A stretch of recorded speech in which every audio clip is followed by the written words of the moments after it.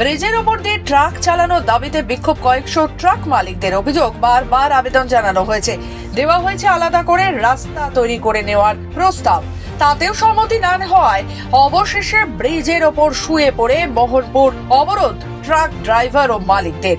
যদিও তাদের এই অবরোধে অবরুদ্ধ হয়ে পড়ে মোহনপুর ব্রিজ। আগামী দিনে দাবি দেওয়া পূরণ না হলে মেদিনীপুর শহরের অলিতে গলিতে ট্রাক ঢুকিয়ে অবরুদ্ধ করে দেওয়া হবে বলে জেলা শহরকে হুমকি ট্রাক মালিকদের। আমরা দীর্ঘ 22/6/2022 এই ব্রিজটি নোটিফিকেশন করে ডিএম স্যার বন্ধ করে দিলেন। তারপর থেকে 3 বছর অতিক্রান্ত হয়ে গেল, কিন্তু আমরা দেখলাম কি এই ব্রিজটিতে কি হলো, ব্রিজ রিপেয়ারের নামে কোটি কোটি টাকা লুট হলো। আর আজকে আমাদের হেভি ভেহিকল গুডসের জন্য আজকে আমাদের এখানে সমস্ত গাড়িকে যাতায়াত বন্ধ করে দিল। ব্রিজের উপর থেকে শুধুমাত্র 6 চাকা গাড়ি পেরাচ্ছে। তারপরে ইদানিং আমাদেরকে কি বললো না, আমাদেরকে ঘাটাল পাঁশকুড়া হয়ে মেদিনীপুর থেকে খড়গপুর যেটা 10 কিলোমিটার ডিস্টেন্স, সেটা আজকে আমাদের 160 কিলোমিটার ঘুরে আসতে হলো।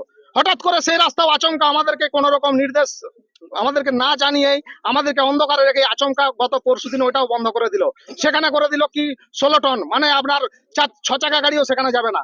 তাহলে আমরা আজকে সরকারকে রোড ট্যাক্স দিচ্ছি, টোল ট্যাক্স দিচ্ছি, ইন্স্যুরেন্স দিচ্ছি, সমস্ত কাগজপত্র সরকার আমাদের কাছ থেকে বুঝে নিচ্ছে, কিন্তু আমরা যেটা বোঝার প্রাপ্য আমাদের রাস্তা, ন্যায্য অধিকার রাস্তা, সেটা সরকার কিন্তু দিচ্ছে না।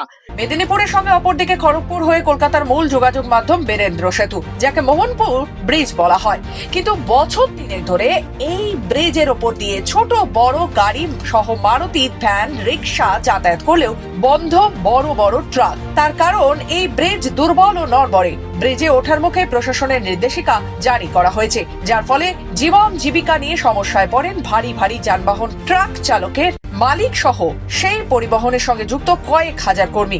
তাদেরকে এই ব্রিজের পরিবর্তে ঘুরপথে 100-1.5 কিলোমিটার ঘুরিয়ে দেওয়া হয়, যার ফলে একটি ট্রিপে গাড়ি নিয়ে যেতে প্রায় কয়েক হাজার টাকা বেশি খরচ পড়ে বলে দাবি ট্রাক মালিকদের।